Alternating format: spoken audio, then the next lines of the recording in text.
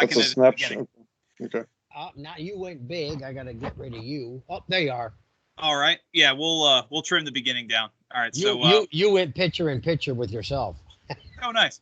Okay, so we'll start. Like I said, we'll have to trim the beginning down here in a sec. Okay, so we ready? All right.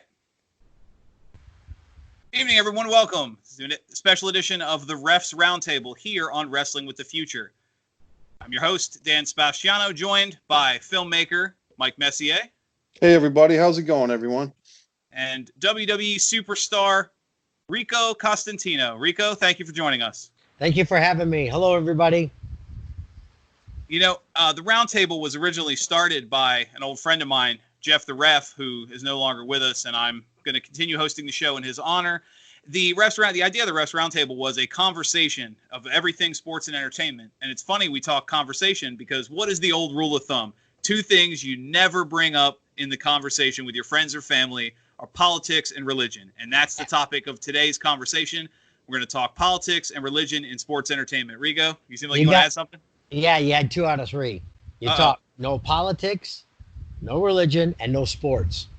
Yes, sports is another one. Yeah, but we're doing the 2 and 3. Show, yeah, as a wrestling show, I think we can forgive the sports. Yeah, so, they're on hiatus anyway. That's very true. Before we get started, I do want to start on a bit of a somber note. Wrestling world's a little darker this week. As you know, officially, California officials confirmed that Chad Gaspard died in the ocean as he was swept away. His last act being saving his son. So a true hero to the end. Yep. In the commentary world, Mania 411 is mourning the unexpected loss of Larry Zonka, who's a good commentator in the sports world. When did this happen? This was, I believe, Wednesday. Larry Zonka was the co-host when I was Gladiators. Really? Yeah, he was the co-host. No. I'm not talking about the Dolphins running back. This is Larry Zonka, the Mania 411 commentator. Scared the tar out of me. Sorry, Rico. Whew. But Larry was a good commentator. He was a young guy. So okay. Condolences there too. I thought you meant Hall of Famer, and like I said, I knew that Zonka. So okay, but does it change the fact that we have lost a soul? That's true. I understand. So the Wrestling with the Future's family, our thoughts are with Chad and Larry's family and friends in this dark time. Yeah. So as we look forward, guys, I appreciate you being here. Like I said, the plan for today, we're going to discuss politics and politics and you got me thinking sports now, Rico. Politics and religion in the world of sports entertainment. So to break it down, we'll start with the obvious. Religion in wrestling as an angle or a spot. And to do that, Mike, we're going to start with what is obviously the most probably well talked about, at least in the last 20 years or so. And that was the infamous pay-per-view match featuring Shawn Michaels and God against Vince and Shane McMahon. Now, for those that don't remember that atrocity, and I apologize if I'm injecting too much opinion already, it started from a WrestleMania match between Shawn Michaels and Vince McMahon, which Shawn Michaels won, followed Vince McMahon cutting a promo blaming divine intervention because Shawn Michaels, being a born-again Christian, had become part of that. And this led to a series of vignettes where Vince McMahon recorded in what was set up to look like a chapel or a church where he challenged God and claimed he was better than God. And that led to a match where, of course, after some shenanigans, being the evil McMahons, that Vince pinned Shawn Michaels, thus winning the match and being able to declare himself better. So, Rico, having worked for him, I'm going to bounce this first question. I just had to dab off my tongue because I just bit it on what you just said because of what he did. I see Rico selling the punch at every turn. Right. Oh. So Rico, that's perfect because I'm going to bounce this first question to you. What you've worked for Vince McMahon, you've met him, you've known him in the past. What mindset does a man put himself in to book an angle where he books himself over God? You want my opinion or? Yeah, just my opinion. Arrogant, obstinate, no respect, to call out somebody like God Mm. and then include him in a performance. The Bible is very clear in several scriptures. And to clarify to the audience, I am not a theologian. Okay, so but I am an ordained, or was an ordained minister. I could marry and bury. Okay, and we'll get into it later about sports and God and what you're doing. Right. How you represent God. But as far as that angle, the 2006 angle, complete blasphemy, complete disrespect for our Creator. All right, and I'll make a general statement because everybody believes in their Creator, Buddha, but there is a Creator. Okay, mine happens to be God. God the Father, God the Son, God the Holy Spirit. That's my belief. Okay, so to start off, I don't want to offend anybody. They have their own belief. But I guarantee if Vince McMahon said he's going to take on one of Allah in a match and do what he did on the video that Mr. Messier sent me, there'd have been a lot of trouble and a lot of violence. Yeah, the fact that we live in America is the reason why he's probably still walking. Right. It's interesting you mentioned that. We'll actually get to Vince McMahon offending Islam here in a bit. Oh. So, Mike, continuing with this, the obviously the reception was very negative. Yes. The match didn't go over well, and the vignettes were heavily panned. But what as Rico mentioned, other than arrogance, what do you, from the filmmaker standpoint, like what could you possibly hope to gain other than putting yourself over in this? Who is this designed to appeal to?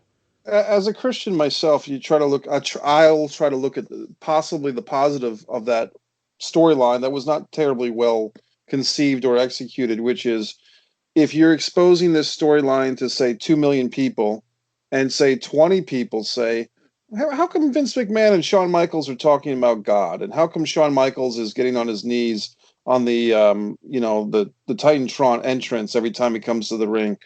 If 30 or 50 people decide they're going to pick up a Bible and explore Christianity because of this storyline, then you would say that 20 or 50 people had a religious evolution because they saw something on television that, although the message was clouded and controversial and stupid in its execution, somewhere there was a seed planted for some viewers. So that's trying to find a seed of goodness or positivity out of that. For most of us, yes, for most of us that are not going to be so easily influenced by a WWE storyline for our religious beliefs, you're going to find it either boring or offensive. And I think Rico would probably say it was offensive. I found it more boring. I found it more just WWE coming off of the Attitude Era, kind of what we now call the Ruthless Aggression Era. A lot of stuff they did during the Ruthless Aggression Era was just as attitudinal as the Attitude Era. It just was different because they weren't feuding with WCW. They had all this talent, including Rico, under one roof. So to me, Shawn Michaels, I think, provoked Vince McMahon a little bit because they are personal friends. Shawn had a religious conversion through his wife, the former Nitro girl, very beautiful woman, the mother of his children. And I think that maybe Vince and Shawn wanted to take that real life conversation that maybe they were having, Shawn's Christianity, Vince's either atheism or agnosticism, if I said that right. Agnostic. Thank you. That's right, Rico. Agnostic. Yes, I'm from the South or the North, so I can't speak. But in any event, they had to take that behind the scenes conversation because look, guys, if you're a Christian and you have a friend that's an atheist, you might have a running conversation. So what I think happened is that Vince and Shawn had a real life running conversation and they put it in the ring. And it was probably kind of more life imitating art. Right. It was probably more entertaining to them than it was to us, is what I'm thinking. That's, I'll go ahead, Rigo. Okay. I have an atheist friend. I'm sure you've heard of him. Kenny Bolin. Sure. He is an atheist. And I always get him when I sneeze. He tells me, "God bless you." I'm like, "What? What'd you Right. say? God Sure. bless you?" But I tease him. But he's an atheist, and that's okay. I'm a Christian. See, but that never affects our relationship. I don't try to convert him. He doesn't try to convert me. And even me as a Christian, as I am, I don't Bible thump people. I don't walk around and go, "You got to do this," pop, like a chair. This is what I believe, and this is my world, and this is how I do. Now, if you come in offending my world, I'm going to defend my world. Okay? On this angle that we're talking about with the 2006, there are positive things. Okay? I mean, I could take this and spin this another way. Now, we're all going on the glass half empty. Okay? We're looking at it like that because of Vince McMahon. We know that when WCW Bischoff started stealing Vince's talent, a lot of people left. So a lot of his heels left. So he did something very smart. He made himself the top heel because he's not going to leave his own company. Yeah. Okay? So he was smart there. So with the thing with Shawn Michaels, and I got to, did I like the angle? No. Could have been done better? Yeah. Should he have got advice? Yes. But there were things that they didn't do that is kind of skirting it. Like if Shawn Michaels was getting beat up and then he went to the corner and held his hand out for a tag to God and nobody showed up and then Vincent or Shane started beating him up, that's where I would have had a problem. Right. But they didn't do that. But Shawn prayed before, okay? He prayed beforehand and went down. He took on the match. It was definitely a handicap match. Shawn never called upon God. He said he believed in God. You're saying that the fact that they booked it as kind of a more satirical mockery instead of him actually having a real partner in the ring, Vince selling to a spotlight or something like that, actually made it a little more palatable. Well, I think Vince going over the top has created what we're talking about now. The light coming down and him saying, "Oh, God's coming, blah, blah, blah, blah." That's a little bit of mockery. I got scripture to back that up. God does not, even after Jesus Christ, God does not dwell in a temple of men made of hands. Right. That's Acts, that's Galatians, and I can get into that if you want. But what I'm saying is I think defending, not defending, I think Vince took it a little too far. Shawn brought it in, like I said, by not going for the tag. Shawn won WrestleMania, so Vince wants to be the winner here. Okay? He had help. Didn't the Spirit Squad? Yeah. Okay, so it took an insurmountable odds to beat Shawn and God. Right. But Shawn never, ever denounced God, took the loss as a man, and never made an excuse. I never heard of it. From what you sent me, I did some other research. I never heard Shawn say a promo that God deserted me. Right. No, he didn't. No. Okay. They had built his born again Christianity as part of his character, but it was a very respectful. Because obviously, the whole lost his smile. He was in a bad place with the drugs and other things, and he turned his life around, and he gave a lot of the credit to Christianity and to his faith. So the God angle before it got perverted was actually done with a monicum of respect and admiration.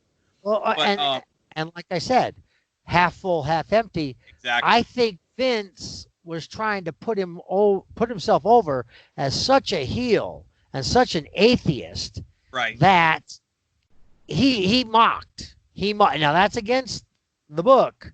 Yeah. Like I said, it's against it. But what was he trying to do? And nobody knows except Vince himself. Right. But you don't go around. I'm only speaking about this. Wait till we get to the other ones and we'll go there. But I'm just speaking about. We'll cover it all. Yeah, but I'm just speaking about this. Vince's attempt, which he didn't get much advice, really made him look like an asshole. Sorry, Vince. You look like an asshole doing what you did. You go into a church and you're mocking God. Where are you? Where are you? Where are you? A lot of people said that here in this Bible. A lot of people said that. And then when not expected, he showed up. Daniel the lions. And you'd think that having go ahead, Mike. You'd think that having a son-in-law who calls himself the King of Kings might turn Vince's cold heart around. I mean, that's one thing that people don't talk about. If you look at the WrestleMania 22 entrance of Triple H, a lot of people compare that to Conan. I compare that. It looked like Jesus on steroids. I mean, you have Triple H coming in. Did he call himself King of Kings? Yeah, that was the King of King. Bow down to the King is kind of his heel moniker, and then the game, and because he has two different entrances on. He's got the game, and he's got bow down to the King, and the King of Kings is more of his heel character, which I'll get at here in a minute. Okay, all right. But to go off what you guys were saying is, you got to look at who you're marketing to. But before we continue, I wanted to kind of get into the conversation, let everybody kind of get a feel for how the roundtable is going. Before we continue, I want to make one quick announcement, a huge one for the show. Obviously, this is going up on a Thursday. Next Thursday, the special guest on Wrestling with the Future will be Superstar Bill Dundee. So that's a huge win for us, and we're looking forward to the chance to talk to him. He was anybody that was ever a fan of the Territory Days, huge name there. So to get a feel for how everything's going with the show, Superstar Bill Dundee will be our guest, and I'm really looking forward to talking to him. Hey, Dan, real quick. Two things. Go ahead. No, go ahead. I think Mike's going to say the same thing. Your camera's starting to shake. Whatever you're doing is making your camera shake. So put something underneath it or harden it up, because when you're talking, I guess you're putting your arms. Who's that? Me? I'm gonna have to check for my camera's on a tripod, so I'm gonna have to check for a cat. Okay, well, maybe it's just the excitement of Superstar Bill Dundee, but I just wanted to say that WCW fans might remember Superstar Bill Dundee, I think, is Sir William, and he escorted Steven Regal to the ring, or William Regal, Steven Regal, the WCW television title in the '94 era. But also as a competitor, Bill Dundee is on the Mount Rushmore of Memphis wrestling, along with Austin Idol, Jerry Lawler, and Jimmy Hart, in my book. Yep. And I believe that Bill Dundee wrestled wrestling's first scaffold match against Koko Beware. Wow. That sounds about right. So, I mean, huge name there. But continuing with our talk, Mike, you talked about the transition from the Attitude Era to Ruthless Aggression. We're going to step back a little bit into the Attitude Era, continuing with the WWF, a series of angles, maybe more spots they did that the internet community has since dubbed the Russifixions, where the Undertaker, using his symbol, would sort of in a crucifixion style, but it was the sacrifice to the character that had been identified as the greater power, with, of course, the most prominent of his victims being a young Stephanie McMahon, but Steve Austin, among others, faced that. So going back to that moniker of where you draw the line and we're going to touch on a much more obvious crucifixion image here shortly, but is it different because it's a symbolic sacrifice on something that kind of resembles a cross, or is that a line you just don't blur? Rico, what are your thoughts on that? Me or Mike? Rico, what are your thoughts on that? You're the... Okay. Crucifixion was a form of punishment. Greeks did it. Romans did it. Japanese did it. And they did crucify people upside down. Yes. Okay, so that crucifixion could last 3-4 hours, or you could last 3 or 4 days. Now, there was different type of crucifixions, and they say, they show Jesus carrying the cross and all that. That cross was 300 damn pounds. Right. So Jesus didn't carry the cross. He carried the cross beam, which is about 75 to 100 pounds. So that's what he carried through the city and was flogged with the leather, with the steel beads and all that stuff. But there was a lot of crucifixion going on, and Romans weren't the only ones that did it. Like I said, upside down. There's even, it's not really confirmed, but the Apostle Paul was crucified upside down. Okay. If people kept lasting too long, they would break the tibia and fibia of these people's bones. Yeah, they would break your legs and you'd suffocate. Well, there's legs, but the tib and fib is easy because, and you'd asphyxiate because your arms are way up here. Not only did they not only nail, they never nailed through the hands. They always nailed through the radial ulna. That's right. Okay. Or they tied. They would tie you. They not all this time now, because cast iron back then was hard to come by. So nails were worth a fortune. Yeah. So they would reuse nails, the crucifixion nails. Like now, sometimes they do this, but then they would put the feet on either side of that footstool and run the nail this way. So now you were like this, and then they had different styles because you were bent, your knees were up, but whatever. They just wanted to make it humiliating. That was the whole big thing of that.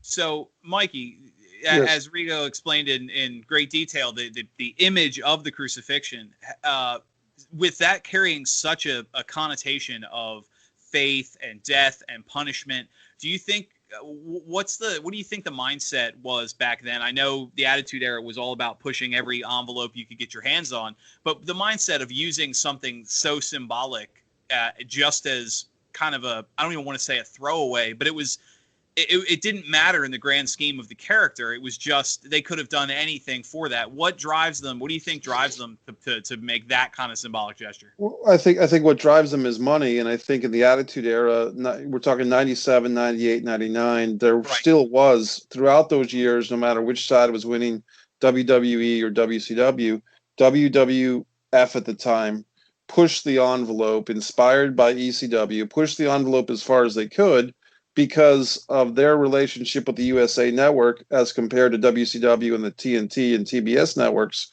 WWF had more leeway.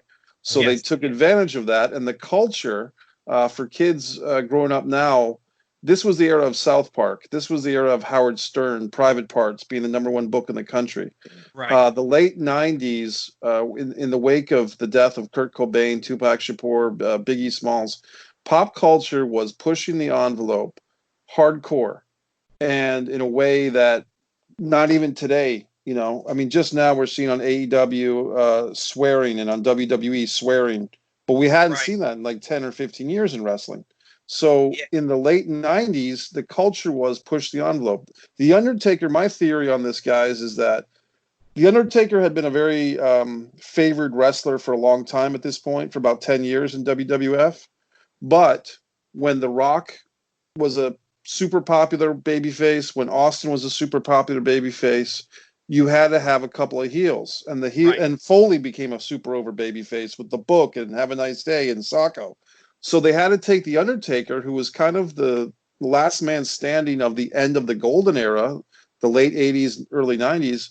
They made him a heel. But for people to really boo The Undertaker, their natural inclination is to cheer The Undertaker. To boo this guy, you're going to have to make him the Ministry, the Ministry. They had to make him as close to a Satanist as they could without saying that The Undertaker is a Satanist and he's leading a satanic cult. They had to, which was the mantra behind the greater power. Now, I'm glad you mentioned Satanism, because we're going to move on to another gimmick that was very popular. Well, wait, go ahead, Rico. Go there with Undertaker. Notice how they did Undertaker, the Ministry, acolytes and the Brood and all that stuff. They never really, not that I remember, unless you can enlighten me, did he really worship a deity of satanic? Was there a person? They referred to what he called a greater power, which was later revealed to be Vince McMahon.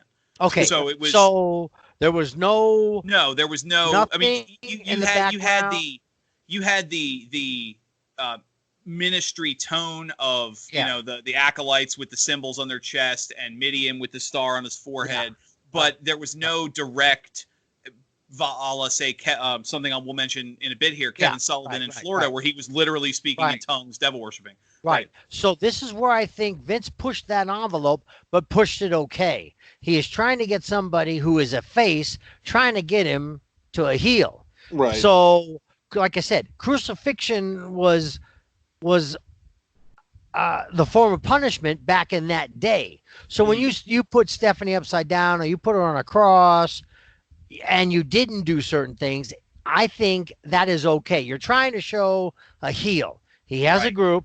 That the deity, he held the deity, what did you call it? Power, the higher power, the greater power. Okay. So, but you didn't know who this greater power was, and eventually you found out it's Vince, and you're like, screw that. Who the hell is Vince McMahon? Obviously, go ahead. I'm sorry. Yeah, but you see what I'm saying? It went, and then you found out who the deity was. Oh, it says stupid Vince. Yeah, the reason why it was stupid. It was stupid Vince because they were supposed to bring in Christopher Daniel from the Independents, and Vince thought it was too short. Right. You got it. Vince rejected him at the day they met because he said he was too small. Yeah, but I tell you, that's the first guy I ever wrestled in EWF. Really? Yeah, the first man I ever wrestled, my first match was Christopher Daniels, and he was the Fallen Angel. Was this in Ohio or? Yeah, no. Okay. Empire Wrestling Federation, the Little League. Jesse Hernandez. The first guy I wrestled and got me through my match was Christopher Daniels. Very cool. I did not know that. So there you go. Wrestling with the future audience. You learn something new every day on this program. Also, for historical context, real quick, Marilyn Manson at the time was a big pop culture act. Like, Marilyn Manson was huge around this time. And his concerts were filled of representations. Yeah, symbols. this was the evolution from the Marilyn Manson to the Hot Topic era and all that. Yeah. But moving on, you were talking with this greater power, something that happened. We're going to continue to travel back in time in early 1990s WCW when Kevin Sullivan embraced the Taskmaster gimmick, and he also addressed a higher power. And this was WCW Kevin Sullivan. We're going to get to his Florida territory days, but this was in WCW. He embraced a higher power, and they gave him the power to recruit what would end up being the Dungeon of Doom, which was he sold his soul to kind of a symbolic power to get what he needed to defeat Hulkamania. So I'm wondering, because obviously the Taskmaster turned evil, and that didn't work. Hulkamania, the big World War III match, or excuse me, World War III match where the Hulkamaniacs defeated the Dungeon of Doom, and then that's the Giant introduced, and some other things. But you see the comparison where it's very common to have your wrestlers, without directly implying Satan or some of these other evils, you go into kind of I'm going to sell my soul, or I'm going to imply that I sold my soul to a greater power. But now, getting into the final bit we want to talk about with angles or spots is the one that I know, Rico, you mentioned was easily the worst, is a moment in ECW where a match between Raven and the Sandman resulted in the Sandman being crucified on a very obvious beam wooden cross, and they even put a barbed wire crown of thorns on him. And now the thing that sticks out with this was wasn't part of the match. It wasn't like a crucifixion match. They really didn't touch on it very much after that on ECW programming. It just became a shock moment for shock moments, which Paul Heyman was known for at the time. But I'm wondering, Rico, you mentioned before in the conversation we had the other day, preparing for this show, that was just the worst. Like, where at the moment, picturing that image with, say, the Sandman on a literal crucifixion, where is that line where you cross it from a symbol to this is too much, just straight blasphemy? I did reading, and I went back, and for crucifixions. Mm-hmm. Okay. Crucifixion was a normal form of punishment, like I've said before. Okay. If they want to punish a Sandman, they want to crucify him, tie him, put him on a crucifix, and do that, that's fine. The minute you put a crown of thorns on that man, you now have mocked Jesus Christ. Because that's, as far as I know, and as far as I've read, the literature I've read, and the theologians I've spoken to, Jesus was the only one that wore a crown of thorns because he claimed to be king of the Jews. Right. Romans, mocking him, put the crown on him, but put a crown of thorns. The minute you put a crown of thorns on Sandman, now you're equivalating him to Jesus, which is blasphemy at the highest level, which insults me. When I saw that, I was enraged. No, I can't argue with that. Mike, real quick, to add something to add to do you think it was worse because it was the Sandman character who was famous at the time for the beer drinking, bad-mouthed? I mean, ECW really didn't have any good guys, but the Sandman is about as far from a Jesus imagery as ECW had. Yeah. Do you think that made that symbol worse? I don't think it made it worse. I mean, I think if they had done the same thing to Tommy Dreamer or Shane Douglas or one of the Pitbulls or a woman, I mean, they could have done it to Beulah or Francine, and it would have been even more disturbing. I think Rico hit a great point that the barbed wire crown of, barbed wire crown, it's really weird. And the interesting thing, if you want to give go ahead, Mike. Yeah, if you want to give them any credit, is that they did. The audience, that hardened ECW Philadelphia audience, was aghast, and at the end of the night, Paul Heyman, I guess, sent Raven, Scott Levy, out into the ring, and Scott Levy, as Raven, broke character and basically apologized. And so that apology to the fans and Scott or Raven basically said, "You people respected my privacy when I had to go away to deal with personal issues, and I'm going to respect your religious beliefs. For those of you that I offended, I sincerely apologize." And he put the microphone down, and they never aired the broadcast. And the first time I really saw the footage was on the WWE ECW DVD release moving forward to like 2005. Right. It's interesting you mentioned that, because the first time I saw it, they had the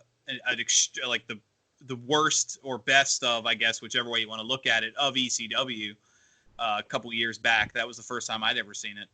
But moving on now, we looked at gimmicks, and we looked at angles and spots. I want to look at gimmicks. Now, we're going to break this down. Most religious gimmicks throughout wrestling last almost instantly. They're gone before they start. So we're going to look at a couple of religious inspired gimmicks that came and went before people even realized. I guarantee there's going to be a lot of people in the audience that don't even remember these characters at all. And the first one I want to touch with, because he disappeared because of a direct complaint from the Catholic Church, was the character of Friar Ferguson.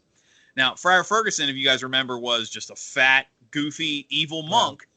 And, that, like I said, poor crowd reaction combined with complaints from the Catholic Church and obviously other religious groups, because you had a friar that was pitched as evil, which is something we'll get to. We'll get to in a bit. Booger Bastion. Right.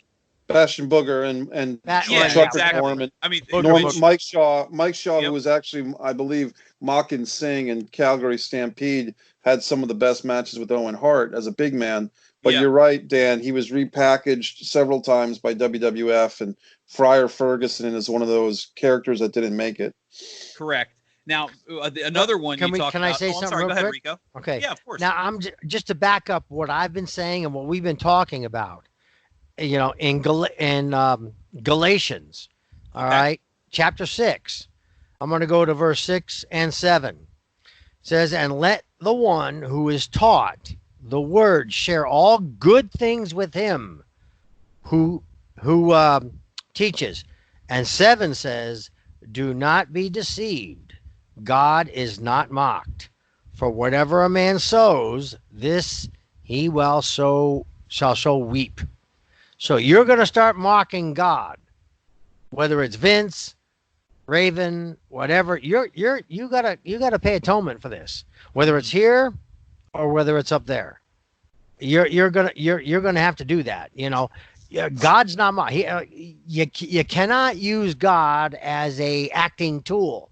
Okay, and I'm going to go this on both sides. Now, if you want to claim you're a Christian, born again, I know, because I don't know if you guys know this, but Angela knows this. I accepted Jesus Christ on the Meadowlark Lemon Show at the AIM conference on live TV. Okay. Didn't know that. Yeah, and Harlem Globetrotter legend. Yep. and I thought I was a Christian because I was Roman Catholic. Right. All right, I wasn't, and Metalark brought that to light, and I accepted Jesus on his show. But what I'm saying is that everything has a price with this. You know, if you're a Christian, okay, you got to live Christian. Now we understand wrestling. You're doing a job, you're entertaining and stuff like that. But if you're gonna include God into your repertoire, you better be flawless. Right. Because he, and just as like I read in Galatians, God is not mocked. He's not something to make money off of. I also heard a story, and I don't want to divulge, but you know the Pisces, the fish. Yes. Yes. Okay.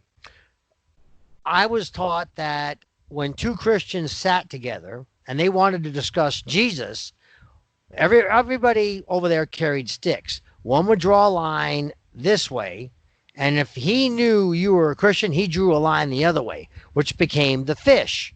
Mm-hmm. So you could talk Christianity without being killed. Right. It was the historical secret symbol. Secret symbol. Shawn Michaels wore the fish on his chest. Vince was told, I got to blur this out. Middle Eastern countries, we're going to offend people. Mm-hmm. From what I heard, and I got to find it. It's not fact. So this is on rumor right now. Now, if this is true, this is bad. Vince and Shawn got together and said, okay, we're going to make it different looking and put it on your shirt and then go out and make money on it. It's in Shawn's book. Yeah. Okay. No big secret. It's in his book. Okay. Shawn's book. I pointed that out basically a year and a half ago. I was reading Shawn's book and I was offended by that passage because basically Shawn, who claims all these Christian beliefs and I'm never going to wrestle again except in Saudi Arabia for a lot of money. Shawn has displayed in my book hypocrisy.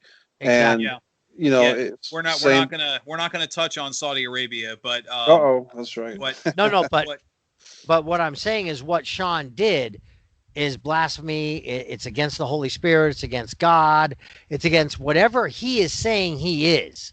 Yeah, you know. Much like we talked about, much like we mentioned with the Undertaker. It's not uncommon for characters to twist slightly or redesign a religious symbol for their own sake. I know Test had a cross. This was more of a behind this. Like some of the other characters we're going to touch on all right, had that. Right. Go ahead, Rico.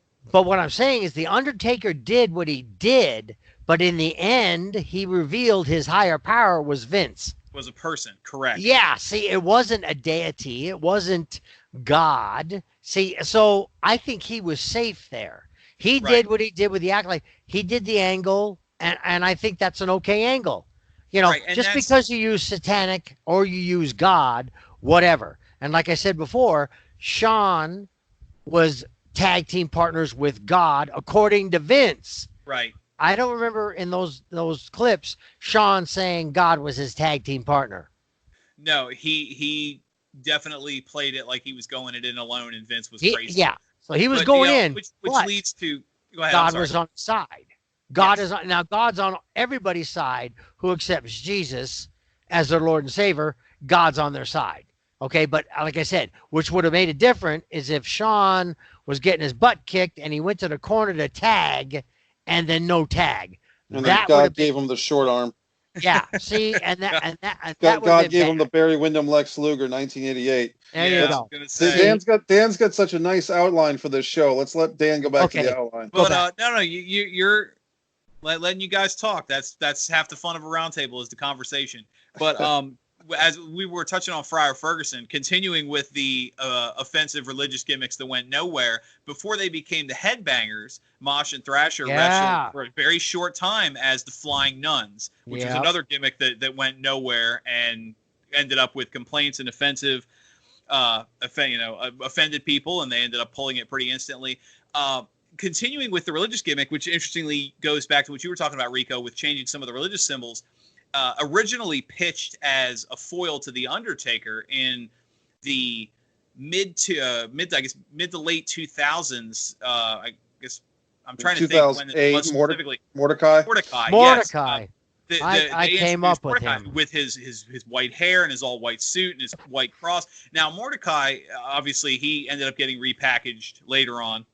Kevin Thorne, and Mordecai, his debut pay-per-view match against Hardcore Holly, and he it was rough. But Mordecai was obviously built up, but he spent more time on promos than he did actually in the ring, because it was another character that got dropped pretty instantly. Keeping with characters that spent more time on promos, we're going to actually get a little bit away from the Christianity symbol and look more towards just religion as a whole. Is the cult side. Now, Bray Wyatt, in his current incarnation, has a puppet in the Wyatt house named Waylon the Buzzard.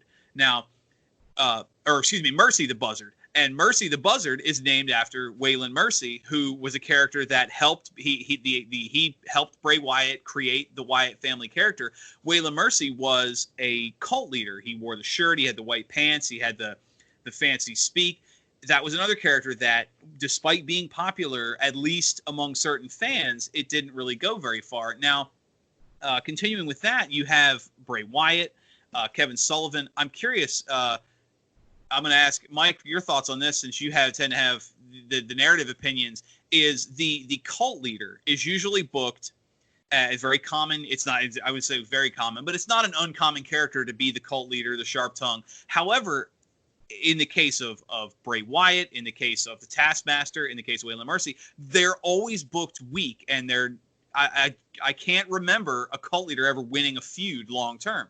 I'm wondering, why is cult such an easy throwaway gimmick to put on somebody you're not going to push? I will tell you one guy that I think did do it well and was used correctly as a cult leader was aforementioned Raven in ECW, and right, the Flock. And to a less, and if you look at ECW, see, the thing with fans now is if they go to the WWE network to watch ECW, it's not the same because they don't have the music. If you saw Raven coming to the ring with that song, "Hey, hey, come out and play," by the band, the slip in my mind right now, the name of the band, but Raven, the Beulah McGillicuddy, Kimono Leia, Brian Lee, the feud with Dreamer, and Raven was over. Yes, now that was ECW Raven. WCW Raven, the Flock, outside of Perry Saturn and the occasional Reese or Horace, Sick Boy, Riggs, Kidman, Loki, they were all jobbers, pretty much. Well, they basically is because WCW creatively, and Eric Bischoff has said this many times on his podcast, 83 Weeks, Eric Bischoff did not get or appreciate the Raven character. Mm-hmm. So they signed him for more money than he was making in ECW. But if the guy who's running creative, Bischoff, does not believe in the character, then it's only going to go so far. So they gave Raven a grand total of 1 day with the U.S. title. I think he beat DDP and he lost to Goldberg the next night on Raw. I'm sorry, the next night on Nitro. Mm-hmm. But I would say these are the cult leaders that have worked. Raven, Bray Wyatt, and everyone else, from the Waylon Mercies who didn't last to the Truth Commission guy who's now Cyrus. He had the Truth Commission for a cup of coffee in WWF in '97. Right. Now, a lot of people, that's actually, I'm glad you brought that up. We're going to touch on that a little bit in the political side. Go ahead. My point is that I think it's an easy fix when you have what I call mid-card mania. If I were the booker, one of these type of midweek shows would be dedicated once a month to what I would call mid-card mania. I'd take all my mid-card wrestlers, the Apollo Cruzes of the world, and I'd feature them in a show without a main event with a Roman Reigns or a Seth Rollins or a Drew McIntyre. I'd let the mid-card guys shine. Now, and I would remember that's what Nitro did with it when they first went to 3 hours. Was the first hour was your cruiserweights and your undercard. Yeah, because they were unopposed because Raw wasn't on yet. Correct. So from 8 to 9. So my point with mentioning mid-card mania was I think when the bookers or the creatives, they have an excess of talent. They have a Reese. They have a Billy Kidman. They have, a bunch of guys that they don't know what to do with. The easy fix is put them with Raven. Put a T-shirt on them. Put the hood on them. You have that now in AEW with the mask guys. They're whatever that group is Oh called. my gosh. As my buddy Jim Cornette calls them, the Dork Order. The Dark Order. Now, guess what? I actually kind of dig the Dark Order. I don't know why, but I just kind of do.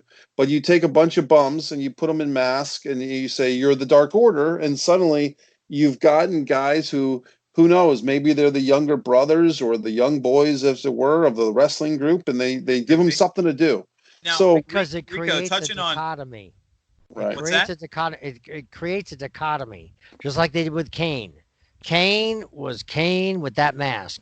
As Right. soon as they took it off him, he no longer became Kane. That's true.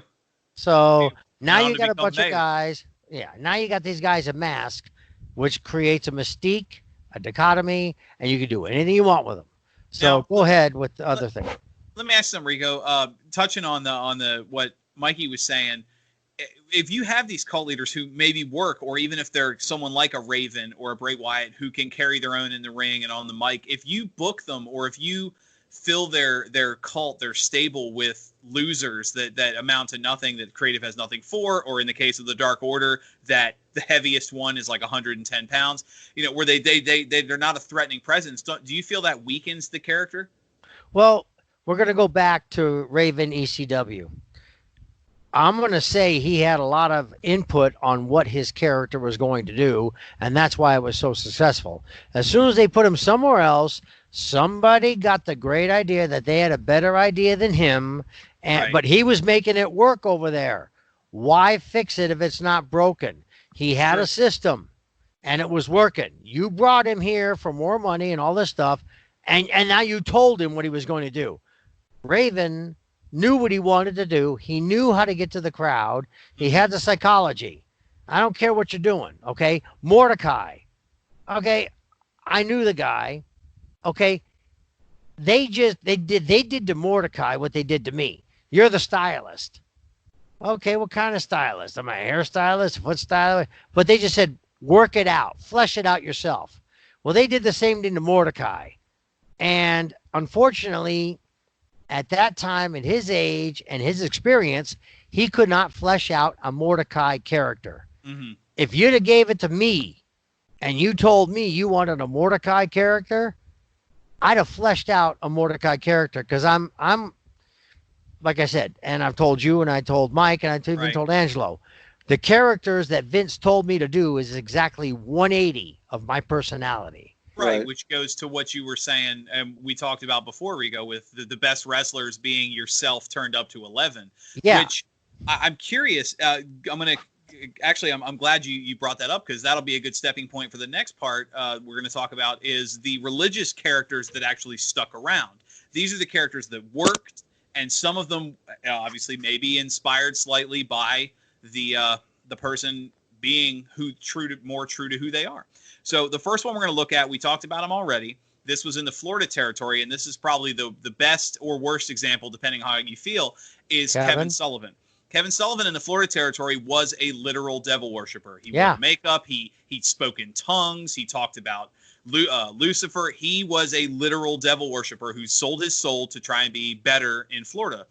And that character, now for Florida and the territory, that character got over well. It was popular in the territories. Bible Belt.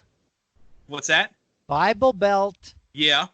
Kevin Sullivan carried that character with him for most of his career. He was some version of the Taskmaster, even much later on in the Indies. And I think that shows that sometimes, and I've met Kevin Sullivan at conventions. I've crossed paths with him. He's a down-to-earth, nice guy, very, very good heart, which is unusual for someone who so well plays evil, pure evil, to be a good person. So who knows?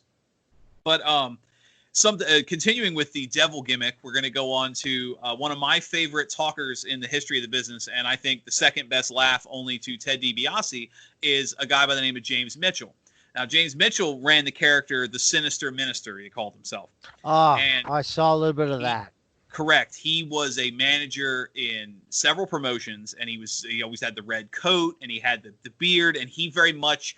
And the eyebrows. Correct. And the eyebrows. James Mitchell looked like you would expect the devil to look in an 80s movie. If the devil is sitting at a restaurant making deals, it's going to look like the way James Mitchell did. And that's actually interesting. That's something he carried over into some of the faith-based promotions that came up, was playing the foil to defeat the devil at the end of the show. So, Mike, I'm going to touch on you. Defeat the devil, or defeat an angel? No, defeat the devil. He by beating the religious theme wrestling would want to defeat the devil at the end of the show. Okay, so Sinister Minister was a devil. Yes. Right? Okay. Correct. I lost you there. Got too many hits to the head. Sorry. So I had to catch up. Go ahead, Mike. Go ahead. I understand. So Mike, we're touching on that. The character like a James Mitchell or Kevin Sullivan, these characters, these literal devils. Why do you think, compared to something like a higher power, or as Rico mentioned, stuff that maybe doesn't entirely work, why do you think if you straight devil, demon, 100% up, 666 imagery, that works? Why do people accept that? Is it because it's straight to the point, or is it because it's more evil? Why do you think that character works? I'll quote once again, shout out to Eric Bischoff, and maybe he'll give us a retweet or something for all these shout outs to Bischoff. I know that, he was once involved in your wedding ceremony, or your friend's wedding ceremony, Rico, a long time ago, Eric Bischoff. But couple of buddies. Yeah. Eric Bischoff said that wrestling needs to be in big, bold neon colors. Yeah. And I think Eric was maybe talking about Dusty Rhodes or other bookers who wanted to have nuances of gray, or the NWO. There'd be nuances of gray between red and white NWO and red and black NWO. But what basically Bischoff was saying is, when wrestling is at its best, when the audience is connecting with it the most, it's big neon colors. Here's your good guy. Big neon color. Here's your bad guy. And I think the thing with the devil, let me just finish this. Thank you. Go ahead. Let me just finish this thought. I'm just giving you the nod. You are absolutely 120% right. Go ahead, but I'm giving you the nod. Well, it's like with this that Dan's bringing up, the difference between the higher power, Undertaker, who's a 6'9" badass that everyone's respected for 10 years in 1999, he's paying homage to an invisible higher power. And the big reveal is a fart in church, which is it's just Vince, who we've already seen feud with Stone Cold for 2 years by then. Yeah. That's vague. That is vague, and that is not focused, like a film. When you have a focused antagonist, like, have you ever seen a movie that has a great antagonist? Rocky 1, it's Apollo Creed. But if you saw the movie Under Siege, it had Gary Busey and Tommy Lee Jones were both heels against Steven Seagal. Yeah. Now, Under Siege, because you got Erica Elniak and all these wonderful things, it's still a great movie. But you have two heels. You have Tommy Lee Jones and you have Gary Busey fighting for screen time. That makes that movie less great than, say, Rocky with Apollo Creed, or Die Hard, where you have the one kingpin bad guy. Because you're dividing your hate. Yes, you've got to hate each one for going against the United States Navy, and one who was a secret operative who felt slighted. So now you cannot turn all your attention to Tommy Lee Jones because Gary Busey is trying to steal some spotlight. And so I understand what you're saying as a filmmaker. Yes. If you'd have had one heel, that it would have been a better movie. Right. Only on the Roundtable can we get from wrestling to Steven Seagal movies. Well, the point is that if you're the question is, how come the higher power Vince McMahon didn't work? And there's still a popular meme of Vince taking off the robe and saying, "It's me, Austin. It was me all along." But if you say, how come that was not as successful as James Mitchell in TNA and ECW and the Indies, and Kevin Sullivan as the devil worshiper in Florida and so forth, it's because focus, definitively. This is Kevin Sullivan. He's evil. He's not looking to someone else higher than him. He's the guy. Mitchell's the guy. I was not a huge. You should go ahead. I was saying, you're saying that because instead of focusing on something vague like a higher power, because you're literally saying the villain is the devil, you can focus your heat more, and as such become just kind of a more successful character. Correct. You're saying that Kevin Sullivan is the bad guy. He's not praying. He mentioned a Buddha Ding, the African god of fertility or whatever. But for the most part, if you went to see Dusty Rhodes versus Kevin Sullivan in the Eddie Graham Sports Complex 1983 in Florida, you want to see Kevin Sullivan get his ass kicked. You wanted to see, his buddy Mark Lewin get his ass kicked. I mean, just to go back to that group real quick. I mean, Nancy Sullivan at the time, or who he became Nancy Benoit. My God, was she smoking hot in those bikinis? That was the woman gimmick too. Yeah, but that was before the woman gimmick. She was. Well, I'm saying that was the precursor. Her quiet, kind of dark demeanor. That was the precursor to the woman gimmick. Yeah, she was smoking hot. You had Luna Vachon. You had Mark Lewin, who was a wrestler from the '60s, still holding on. I mean, that was the reason why that worked, guys, because it was a different era. You never saw anything like that in 1983 in a territory. No. You had them coming out with snakes. Rico hit upon it, the Bible Belt. You've got this area of Florida that's not used to seeing a smoking hot brunette in a bikini, with this older guy with these giant leg muscles. I mean, it was crazy. And no offense, like I said, I respect one of the better minds in wrestling. Looking at Taskmaster Kevin Sullivan, I mean, 1980s Nancy was visually out of his league to the fans too. I think that kind of turned an eyebrow. But then again, like I was telling you when we spoke the other day, and even with Mordecai, you got to engulf the character you're going to be. If you're going to be a Satanist, you got to be a Satanist as a method actor. You have to take on this role. Mordecai flopped because it's funny you mentioned method acting, because if you remember, like you mentioned Eddie Graham, I mean, Kevin Sullivan was a Satanist. He was the devil worshiper in an era where kayfabe was still real. He had to keep a lot of this aura when he was at the supermarket and out in the street. Yeah. So that was a good work on him. Now, continuing on with characters, I want to kind of do a flip from the devil demon characters to one who wore the collar at the dawn of the brand split in WWE. When the Dudley Boys split up, Devon became Reverend Devon. Now, Reverend Devon by the way, awesome theme music. If anybody looked that up, that was one of my favorite entrance songs of that era. But he came out with the collar and the Testify, and he, obviously the introduction of Batista as the Deacon with the money box. That's how they got Batista up. Right. Is because of the Testify stuff. Now, that was a preacher character who was the villain, which I kind of want to touch on, because we looked at all the different characters, and obviously we've talked at length already about Bray Wyatt and about The Undertaker. Now, Reverend Devon is unique because of the preacher gimmick, but if you look at the list that we went over, James Mitchell, Kevin Sullivan, the Reverend Devon, Bray Wyatt, The Undertaker, they're all heels. And the last one to mention that fits that mold wasn't entirely religious inspired, was the Brother Love character. Brother Love was a parody of the television evangelist at the time. The red face, I love you. And he did, the Brother Love show was done from a pulpit, which I think if you look at, and then we go back to the characters we talked about, the ones that flopped, your Flying Nuns, your Friar Ferguson, your Mordecai. Every religious gimmick that anybody really remembers in wrestling was a heel.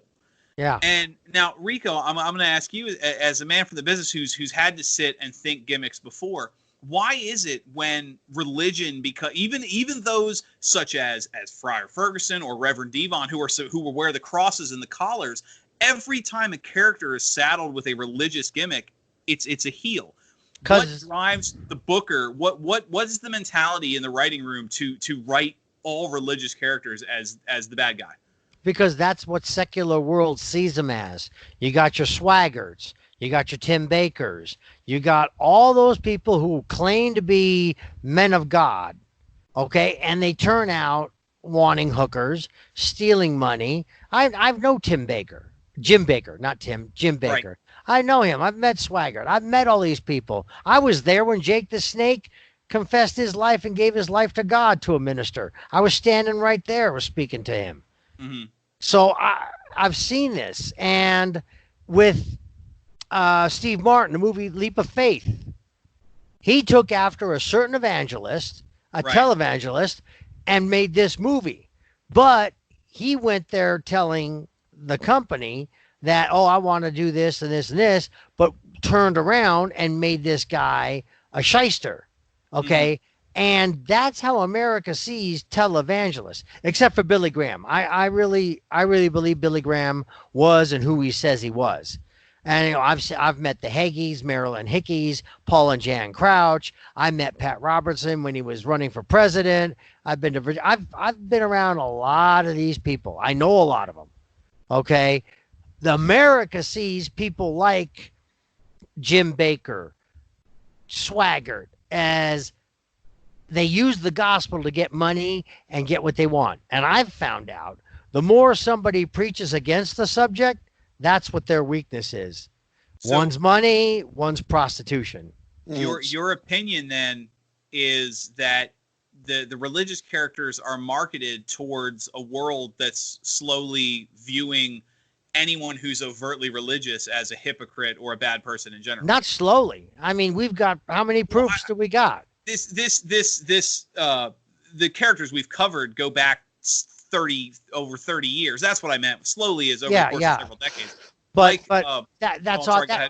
that's how America sees them, which is terrible. There are some great televangelists out there that really do work and preach the word of God, except that doesn't sell tickets. And these promoters want to sell tickets. So if you put a man in a collar, which you didn't make Devon a minister or a pastor, you made him a priest. Mm-hmm. So now he friggin', as America sees it, generally, he assaults altar boys. He's a pedophile. Yeah. Okay, so you've not done the Catholic or the Christianity base any favors. None whatsoever, because of what they've done to themselves. Okay, so it's going to take a heck of a writing team and somebody who would do a method act, who would actually take on that of a evangelist or a man of God, to go in a ring where you got tweeners. There's no more good and evil. Everybody's a tweener. Yeah. So who's this guy going to go against? He shakes hands and gets kicked in the crotch. And then how you go? How you going to promote a man of God successfully? You can't, because there's no good and evil no more. There is none. Mike, I'm going to give you the final thought here before we move on. Just to raise the exception to the rule, there was Reverend Slick, who, you know, helped bring Kamala to a heightened sense of himself. Reverend Slick, around 1991 or 92, went babyface. So there was Reverend Slick was a babyface, and they took the heel Slick manager, and in real life, the man turned him face. Yeah, turned him face, and so that. But they really never parodized Slick or his religion too much. It was just kind of an afterthought, something you'd see on primetime wrestling in passing. And what about the Road Warriors? Who was the manager for the Road Warriors? Ellering. Precious Paul Ellering. Ellering. So when they became face, what happened? He quit doing his heel stuff. Yeah. You know, but he didn't claim to be a Christian or anything like that, but he just quit doing heel stuff. Because the Road Warriors would just take care of their own. That's the same mindset with the Bray Wyatt character when the Wyatt family was the face in their feud with some of the factions then of, you know, we're the cultists, but now we're the good cultists. That goes to what you were talking about with the tweeners. But I mean, religion, we could spend all week talking about this, but the other topic we mentioned, the one they say, you know, other than sports that you never bring up with family, is politics. And politics definitely had its moments in wrestling, especially with Linda McMahon being part of the Trump cabinet and having several runs for the Senate. The recent stories coming out of Florida with Vince and Linda's involvement there. But we're going to look at politics in wrestling, and we're going to start with some gimmicks. Now, the default gimmick when you talk political wrestling is the evil foreign heel. And I think the personification of that we're going to start with is the Iron Sheik. The Iron Sheik was an anti-American Iranian. There was literal heat between the United States and Iran at the time. And, America Hakpu, and he would come out and cut his promos, and obviously defeating Bob Backlund for the title before losing it to Hulk Hogan. Who was in charge of that? Oliver North, right? Is that when that all happened? That was the Iran Contra. That was Contra. After. Yeah. Okay, it was after. Okay, I'm trying to put it. The hostages were like 1980. Yeah. Like 79 and 80, and Contra was that broke in like 86, 87. Okay. Right. Yeah, and the Sheik came in, which is funny. The quick shout out, Mike, as a filmmaker. Quick shout out to the documentary on steroids, Faster, Stronger, Better, where he opened the documentary talking about as a kid I understood what evil was, and his name was the Iron Sheik, and which I think as a kid remembering the foreign heels, I mean a lot of those too young to remember the evil Middle East and the Soviet Union. The foreign heel worked. Yeah. What about the Russians? Well, that's what I was talking about with the Russians, the Soviets. Now I want to flip away from the evil foreign heel and get to a very polarizing gimmick that was, in my experience, in 30 years plus watching wrestling, the only heel, and I use that term loosely, who ever was completely justified was the character of Muhammad Hassan. Now, Muhammad Hassan, for those that don't remember, was he was an Arab American who his gimmick was he was angry at the United States because of the treatment he was receiving from Americans who blamed him for 9/11 because he was brown, because he was Muslim. And that's exactly what was happening. Now, of course, this character who could have been such a good figure for promo, for the, how they say sometimes the polarizing character works, in all the infinite wisdom of the WWE, they made him the villain, and over time slowly dropped the nuance and just straight made him a terrorist, which, obviously you remember the sad issue with him having the terrorist cells come out and attack the Undertaker, which aired the same day as the London bombings. So I want to bounce the thought off you guys real quick before we move on. The Iron Sheik is a great example of the evil foreign heel that works, and Muhammad Hassan is an example of how you can do that wrong. Now, Rico, that goes to what you mentioned earlier with religion, because Muhammad Hassan could have easily been they instead of touching on the Muslim side, they more touched on the Arab side, but that shows that no religion is safe, no political side is safe when Vince McMahon's writing team gets a hold of you. So I'm going to bounce this to you guys. Mike, I'm going to start with you. What, real quick, the difference between the good foreign heel that works and the bad terrorist that didn't, where's that disconnect? The disconnect comes with eras. EARAS. Eras in 1984, when the Iron Sheik was WWF World Champion in January 23rd, losing to Hogan. We had Ronald Reagan for president. We didn't have internet. Most people either had no cable TV or very little cable TV. Wrestling fans were more apt to believe what they were sold. In 2006, when Muhammad Hassan came along, and we're 5 years past, 9/11 in 2001, people are more cynical. They're more sarcastic. The Muhammad Hassan, the way that I experienced that as a fan was they were trying to make the fans the heels. If you boo this character, Muhammad Hassan, as a fan, you are doing exactly what he is telling you that you are doing. You're being bigoted against the Arab American. Now, here's the problem is twofold. One, if anyone did a simple internet search at the time, they find out that the guy was not even Arab American. He was Italian. Right. The second thing that you find out is that it did not read as real. The man who plays the Iron Sheik, I'm sorry, I forget his name right now. He is legitimately Iranian. Mm-hmm. So when he comes out and he loves America, he loves being American in real life, but because he's a legitimate badass, Kozlo, I believe is his name, the Iron Sheik, he read as legit.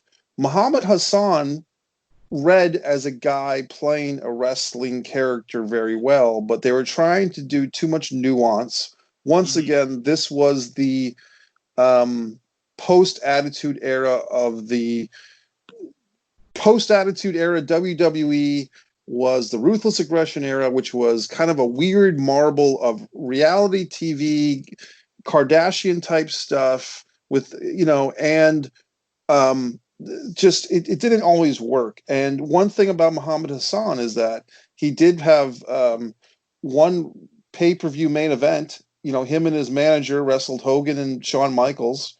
They had one pay-per-view main event, but the actual real-life guy was not committed to pro wrestling because once the WWE decided to drop his character, he was out of the business. Yeah. So the point I'm trying to make is several points at once. A, the actual talent was not terribly committed to the business, and that probably read through on some level. B, it was almost like WWE was trying to be too smart for its own good. We are going to take this nuanced thing of the fans have this subconscious level of bigotry, but if the fans don't want to be pointed out that they're the bad guys, the fans don't want to be heels. When I do the angry wrestling fan thing and I point out that the WWE fans support the WWE blindly, whether it's all the topics, the Saudi Arabia shows, the women, Martha Hart. If I point that out on Facebook, people don't want to admit that they're at fault as fans because the fans aren't enlightened enough for the most part to admit to their own human faults. So that's how I think. That's why I think one worked. The Iron Sheik worked. Muhammad Hassan, 25 years later, didn't work. That's a fair point. Now, moving on, continuing with the idea you talked about the character, another example of somebody who was pitched that was not I shouldn't say well received, but that was received differently was when Dutch Mantel returned to the WWE as the Zeb Coulter character with Jack Swagger and the Real Americans. Zeb Coulter was a anti-immigrant, angry American character who was supposed to be the bad guy. However, feuding with Alberto Del Rio, who was legitimately the Mexican aristocrat character, your audience very much embraced the Zeb Coulter character. When you have a core audience that tends to be more conservative, more Southern, somebody who comes out with a big beard and a fishing vest and talks about how these immigrants come in and take our jobs and everything, and the crowd cheers, it kind of didn't work. And a lot of people don't remember in the build up to WrestleMania when Jack Swagger was challenging for Alberto Del Rio's title, they filmed a vignette that appeared on YouTube where they were recording in front of a green screen and the camera kind of panned over to where you saw sort of at an angle. You could see they were in front of a green screen, and Zeb Coulter completely broke character. He explained like I don't want to hurt anybody. This is just an act. And he referred to Jack Swagger by his real name. He referred to Alberto Del Rio by his real name. He called him his friend. That's because the guy on Fox News tried to pick on him, and yes. So they right. Which now the problem with that was they kept the character going with the adding of Cesaro among other things, and I think that goes to the Muhammad Hassan side where you had a character, and if you remember in WCW, late WCW, Kurt Hennig and the Wyndhams, when they formed the West Texas Rednecks, you had this angry cowboy group that was supposed to be the heels in their feud with a rap artist. And of course, the Georgia Southern WCW fans, they don't want to cheer Master P against Kurt Hennig. They're going to boo the crap out of the rappers, and the Cowboys were cheered. So, Rico, I'm curious. You talked gimmicks a lot today. When you get someone like a Zeb Coulter or a West Texas Redneck, where you have a political character that's supposed to be the villain but isn't and is embraced by the crowds, how do you, as a performer, how do you adapt to that? It happened to me. How's that? I came out as a heel. I was a heel as a stylist, and then when I came out the makeup character, I was a heel. That's true. Fans, the crowds love the Billy and Chuck angle. Yeah, but then they didn't like me cheating. But when I went to the Adrian Street character, yeah, they turned me face. That's why I got squashed on Raw and went back. I went back to SmackDown as a face. Japan did the same thing. So the fans are going to dictate, and unfortunately, the wrestlers and the wrestling world behind the scene guys have given the fans that power. They will dictate who they want and who they don't want. Now, as far as this gentleman, the Italian guy, the Muhammad Hussein, or what was his name? Muhammad Hassan was the character. Okay, Italian guy. Yes. WWE, unless they invest a lot of money in you, are not going to help you with a character or the development of a character. Hence, I've said this before. They just told me I was going to go out and be a stylist for Billy Chuck. They didn't tell me what kind of stylist, what to do. They told me I was going to be an Adrian Street character. Well, the old Adrian Street character was a womanizer, stepped on women. Well, you can't do that in the 2000s because you get assassinated. You know what I'm saying? So, yeah. But WWE with people like me, I'm not going to say like, Brock Lesnar and these other superstars, they've already got their character and they help them with it. But other guys, if WWE gives you a character, you're going to have to sit back, flesh it out, decide what you're going to do, and keep evolving that character as Undertaker has evolved from when we first saw him with Paul Bearer to where he is now. Yes. Undertaker has always evolved. He's always kept up with the times. Hogan used to evolve, keep up with the times. Rock did. You guys can't keep doing the same thing over and over. And with these other things, WWE is not helping themselves because they'll just take somebody and go, you're going to be this, and then now work it out. And then they give these writers who have no experience in it, and they try to make you into a character. So when it flops, right, your script would have saved Muhammad Hassan, Mike. Could have put him in that angle. Well, here's the thing, guys. I Rico may not know. I think Dan does. I did have a job interview for WWE Creative Writing Team, and the reason I think Rico said it to me privately, the reason why they didn't hire me is because I have a clue. Yeah. Because and here's one thing, guys. I want to speak up a little bit on this. Everybody says, "Oh, the writers of WWE are so lousy." Who hires those writers? The McMahons are the ones hiring them. So after 20 years of people complaining about the WWE writers, why don't people complain about the McMahons? And that goes back to my theory that wrestling fans and wrestlers, have a daddy complex when it comes to Vince McMahon and Triple H. A lot of wrestling fans don't have good family relationships with their father, so they look at Vince McMahon as their fantasy world father. He provides good wrestling, we love him. He kills Owen Hart or whatever he does, and we hate him. Oh my God. So there you go. Moving on. No, I'm just telling you the beat of the fan that I see. It was Glenn Beck actually who feuded with Zeb Coulter. I just looked it up. Glenn Beck. Ah. Good. Well, and as plus, Mantel continues to be popular. Yeah. Well, here's the thing with that, guys. I can give you a real quick insight. I went to a show in Providence, Rhode Island during the time of the Zeb Coulter character, and Jack Swagger just wrestled, on the show, and he did the "We the People" thing, and the crowd got up and they did the "We the People" thing. And this is my theory. This is around 2014, I believe. The idea is that the wrestling fan is so starving to latch on to something like Stone Cold Steve Austin, like The Rock is here in Philadelphia, The Rock is here in New York. The wrestling fan, the WWE fan especially, is dying, is desperate to latch on to something and enjoy themselves. So when they see anything, heel or babyface, bigoted or not, if it's a call along, if it's a catchphrase, "We the People," they forget about, oh, this guy's the bad guy, we should not be doing "We the People." They just say, this is fun. This is something we can do that's fun for us. That's why they do it.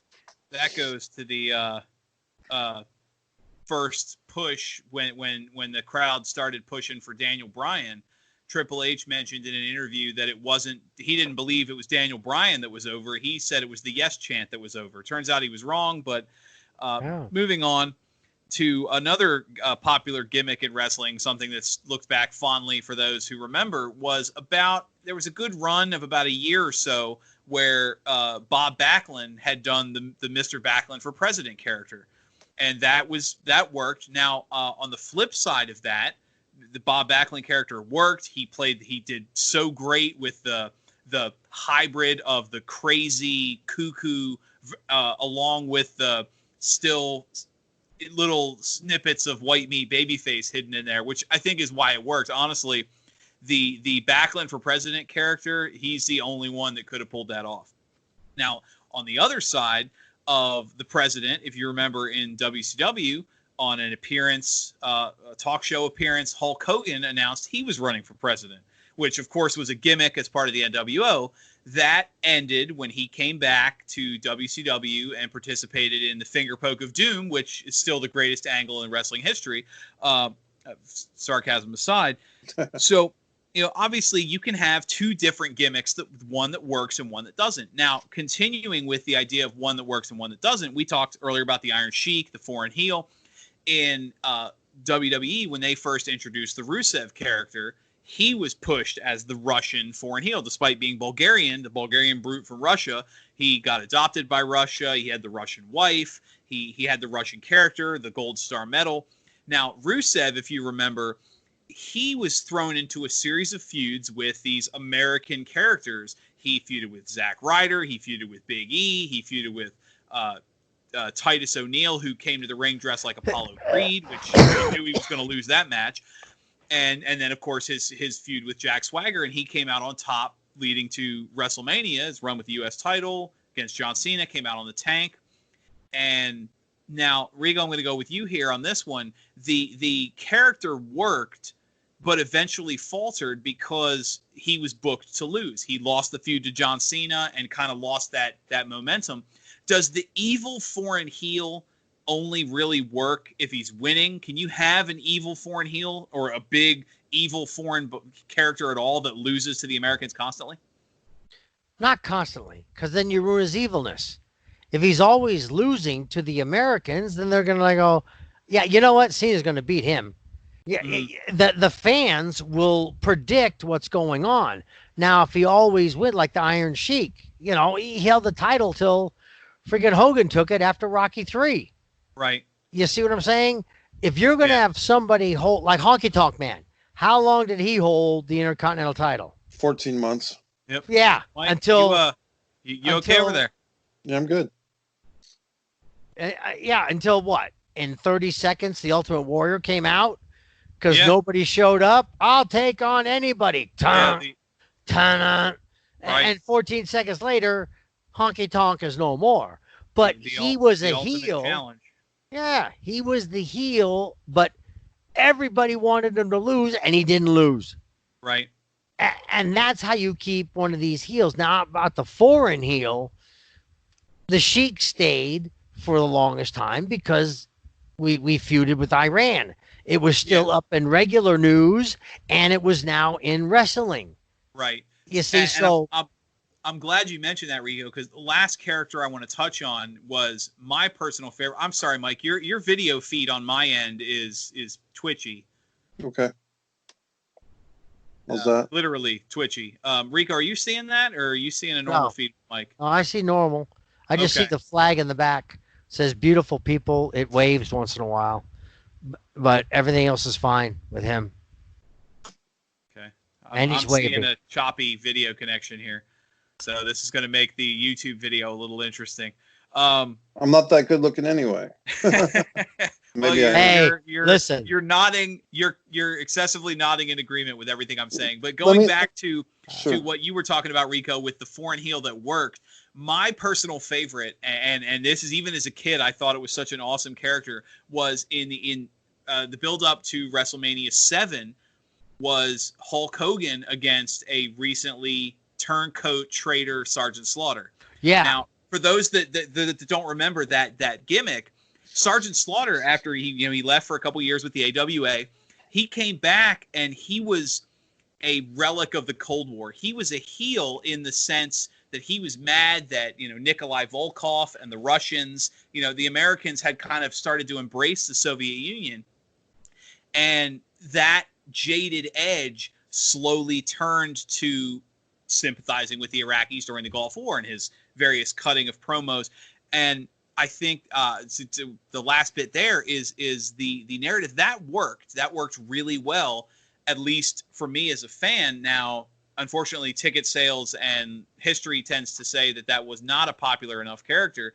The moving of the venue for WrestleMania shows that was not a popular character in the long term. But I think it worked. And then the Get My Country Back character, that was, I think, the last great bastion they had of a real life heel, because a real life foreign heel, any attempt they've had since then when Rusev came out, we weren't really at war with Russia, and obviously Muhammad Hassan, the character's there. So, you have, go ahead, Rico. They did the same thing with Rob Conway when he switched from America and went to the French. That's right. Cause I forgot that there you are, Mike. I forgot he came out. He was disguised as a soldier. Wow. Yeah, and then he turned on the Dudley Boys. That's flipped. right. I forgot about that bit. See, but good. They make it this big. Yeah. They do not give time. The WWE wants things as a microwave. They don't invest into what they're trying to build. They want it then and now. They don't understand that the public needs time to digest, to understand the backstory. Well, why did this guy from America all of a sudden go with the Rougeau? What were they called? The French. They were the what were they called? That was the La Resistance. La Resistance. Right. Yeah, La Resistance. There was no backstory. It was like a couple of weeks, and then he went to La Resistance. You had no time to get behind Rob Conway. You gave America no reason. I mean, he wasn't a superstar. He wasn't All-American. You did no vignettes. Nothing about him winning awards, winning the Purple Heart, the Cross. You gave him nothing as an American for us to despise him to go. Right. No, and that's a good point. And, it's funny. You look at, and Mike, I'm going to bounce this to you, is you look at the current product with the WWE versus AEW, is the WWE has pay-per-views every couple weeks. AEW's only got a few a year. I think some of the characters like your Iron Sheik, your Sergeant Slaughter being Iraqi were able to develop because you didn't have to build to a big match every 3 weeks. So, what do you, go ahead, Mike. Well, I just want to say, what's appearing to me is that things like the Rougeaus, the amazing French Canadians, or the Mounties, the Quebecers, French Canadian gimmicks don't really work as well as good old fashioned Russian, Iranian. Right. There's something about certain countries, and we can just be honest and say that as Americans, we're kind of brought up in this post Cold War environment.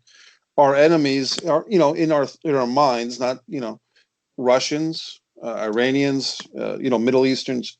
That's what we're brought up in. I'm not saying that's good or bad, but when you start getting nuanced and you're saying, oh, the French, they're snotty and they smoke cigarettes in cafes, that is not as threatening as a Russian who wants to blow you up.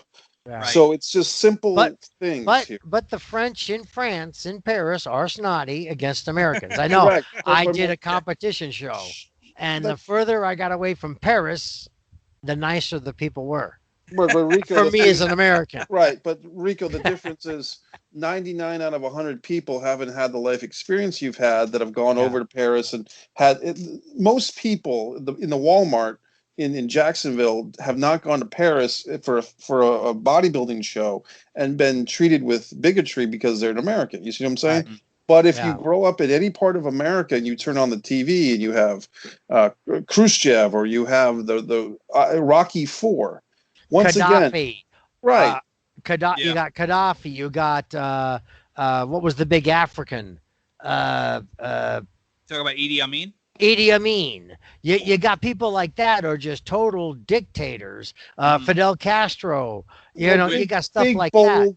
once again, it goes back to, once again, give them credit because it's not my thought. It's big, bold colors, right? Yeah. Good, evil. And I'll say this, I think the Rusev thing did work. I mean, I think it was 4 or 5 years ago at WrestleMania, you had Rusev versus Cena for the US title. They had a flag match. It was total throwback 80s. Yeah. But it was, Cena was actually getting cheered. And I think Rusev was getting cheered too sometimes. But the feud actually did work. And I think Rico, as the guest here, has really nailed something that's gold gems. The WWE, for whatever reason, with all this airtime they have to fill, does not give enough time for these characters to marinate, to develop. Look, Honky Tonk Man was very hated, but he came in 1986 as a babyface, and they did this whole thing where they were pushing him against Savage, who was the heel Intercontinental Champion. They had a vote. The fans had a vote of confidence. There was nuances that, and that's why it upsets me, guys, as a wrestling fan and also a writer who had a job interview for the WWE and was not hired. It upsets me when I see the poor quality of content coming through the WWE because I know I could do better. So it's frustrating to me that the fans are suffering through horrible, god-awful WWE wrestling for the last 20 years because the McMahons, for whatever reason, they want to fill their egos and hire Hollywood hack writers and college interns at bargain basement prices. And they hire wrestlers for a lower rate. I mean, they bring in these kids who are phenomenal wrestlers, and I'm not taking nothing from them, but Vince has a habit of going, okay, we'll hire you. Then he fires you. Then he brings you back at a lower rate. And then if you get too much, then he fires you and then brings you back at a lower rate. See, I told Vince, you're going to release me. You ain't getting me back. I'm sorry. I'm not going to play your game.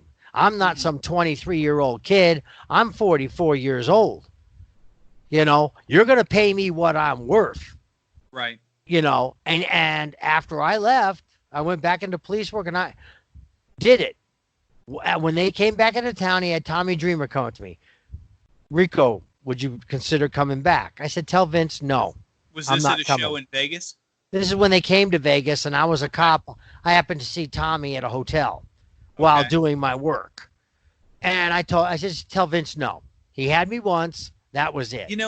Speaking of coming back, I'm curious, since I've got you and it's fresh in my mind. It's not related to what we were talking about, but I wanted to ask your thought on it. The Women's Royal Rumble this year, they brought back the Santina Marella character where Santina plays a woman. But when he came to the ring on your Good to Me music. Yeah. I'm curious how you feel about that being repurposed in that side. Which, Vince, by the way, that is my favorite entrance theme of that era by far none. Part of the reason your character worked so well as a fan of yours is because of how awesome that song is. Well, thanks. They developed it. There's a friend I am a fan who is handicapped. His name's Kevin, and I stay in touch with him through Messenger all the time. And he wants to be a wrestler. He's already wrestled regular wrestling and is pretty good at it. Oh, cool. And we talk from time to time. When he heard my music at that Royal Rumble, he jumped out of his seat, thought I was coming, and he saw Santino come in. Oh. He was so pissed. Yeah. He thought I was coming. But, Vince told me, your character's not over no more. We're getting rid of it. I said, I just held the belts. Right. And you just took photos of me, Jackie, and Charlie on the cover of the magazine. I was about to say that was a damn lie. You guys were still getting the good reactions. Well, this is what he tells me. And it's all because I asked for $1,000 a week raise. $1,000 a week. That was it. I didn't ask for $36,000 like Goldberg was getting. And I wrestled 46, 48 weeks a year. And then sometimes not 4 days, sometimes 5 days a week. I was always up in the same semi-main event, because I was an entertainer. So I said, after 3 years, give me a raise, Vince. I wanted to go from $75,000 base to $125,000 base. That just base, not counting on everything else. And it wasn't selfish. So it just really ticked me off that he let me go on that and then wants me to come back. Right. And I'm already a police officer at that time. And like I said, the first time I told Tommy, because I know Tommy, no. And then he came back with Tommy Dreamer the next year, Dreamer and Heyman. And and I was at the hotel, and Heyman asked, I said, Paul, I'm going to put it to you simple. Not only tell him no, but tell him fuck no. Good for you, Rico. I said, Yeah, I am not under his thumb. Okay. He had me. He should have paid me what I was worth. I did everything he told me to. I put people over. Right. And that was my job. That was my job as a mid-card guy. Put people over. I wasn't going to be a Stone Cold, Triple H, Batista, Cena. That wasn't my role. My role was to help other people, and I accepted it. That's fine. Right. But then, like I said, Rico the Stylist character, people took to it.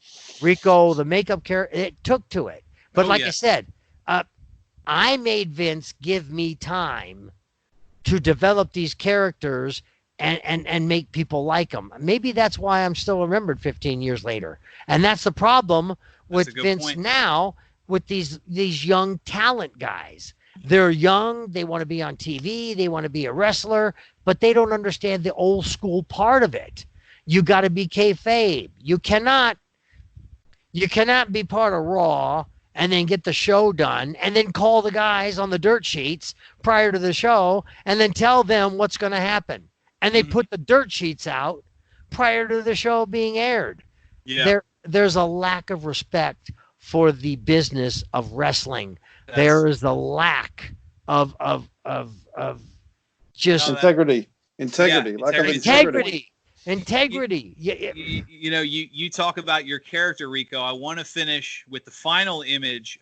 We talk about politics and wrestling. This was an angle involving politics, and I still want to know who thought it was a good idea. It was a debate held in the ring about the Iraq War in a pro-con, and it was between Chris Nowinski, who was a legit Harvard graduate, JBL. And absolute master of the microphone, Scott Steiner. And I'm bringing this up to you, Rico, because I never saw it. Monday Night Raw. I remember this vaguely. Yeah, it was a debate. Yeah. Your eventual group, obviously, it boiled down to basically Scott Steiner flexing. If you guys know the Team America theme, is basically what it boiled down to. America's awesome, and you're a bitch for not thinking so. And then 3 Minute Warning came out and beat everybody up. But it goes to, if you remember, they also did hosted an event at a college campus where Mick Foley and JBL debated economics and various other political things. I'm ending with that thought because the idea that you can shoehorn politics. This was a feud that had no business getting political, no reason for the Iraq War or politics in general to be part of Scott Steiner feuding with Nowinski, feuding with 3 Minute Warning. So I'm curious, give you guys the final thought here, is why shoehorn something in that the crowd was going to reject? And obviously, as much as I love Scott Steiner, not the kind of person I'd hand a microphone and say, lecture me on global American politics. Mike, so, you go first. Mike, you can have the first thought, and then Rico, as the guest, will give you the final word. I'm going to quote. Mike, go ahead. I'm going to quote two sources. The first one is the term 57 channels and nothing on, which was a Bruce Springsteen song from the early 90s. 57 channels and nothing on. And then my dad would tell me when I was starting, to write films and starting to make my own public access TV show and stuff like that. My dad said, hey, there's 100 cable channels on and they all need something to air. So my point is, if you just look at that with WWE, even when they only had Raw and SmackDown, that's 4 hours, going back a generation when it was 4 hours when those things happened around 2005, 2006. Actually, they had 6 hours. They had Raw, SmackDown, Velocity, and Heat. Okay. So so even worse. Yeah, The point worse. is, for a sports entertainment company that does distances themselves from good old fashioned pro wrestling, Jim Crockett, Vern Gagne style pro wrestling, for a sports entertainment company, they have to have, in Vince McMahon's mind, not mine, their fill of entertainment.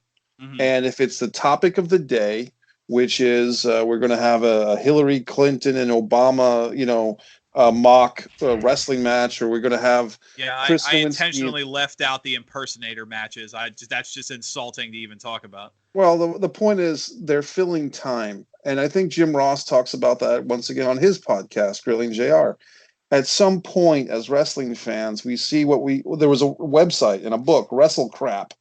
The Wrestle Crap book and website. Look at that, folks. That's okay. Are you sending me a message, Rico? With that? What happened? You just showed me your piece, he man. started talking about his opinion, and you got up and showed him your gun. We assumed that, okay, Mike, you're obviously done talking. I'm getting a drink of juice. Hands up, Rico. Hands up. No, it's all good. No, I'm a Second Amendment guy. When I came in, I just came out. I had a doctor's appointment. I just ran in, turned my computer on. Right, I had no time to change. No, I appreciate that. But I'm a Second Amendment guy. Rico, we appreciate you being here, man. This is cool. Absolutely. I'm so sorry for scaring. Well, Rico, I'm going to be trying this juicing thing in a couple of days, so I'll keep you posted. But my point is simply, guys, is my dad said it, Bruce Springsteen said it. There are hours and hours and hours. And to the WWE's credit, as much as I am a cynic and a critic of the WWE, they haven't stopped doing this stuff in a long time. WCW fell off the rails and they could never come back. WCW tried to stop their shows for 2 weeks and do a pay-per-view where they resurrected all the belts with new champions. And then eventually WCW was done. AWA, Vern Gagne, Greg Gagne, they're done. Bill Watts, done. World Class with the Von Erichs, done. All these wrestling promotions in my lifetime have come and gone. ECW, even stuff that people like now, Lucha Underground seems to be done. Impact went from having a show. I said this meme today. I said, TNA Wrestling once had Kurt Angle and AJ Styles. Now, Impact Wrestling has Sami Callihan and Joey Ryan. You tell me if that's progress.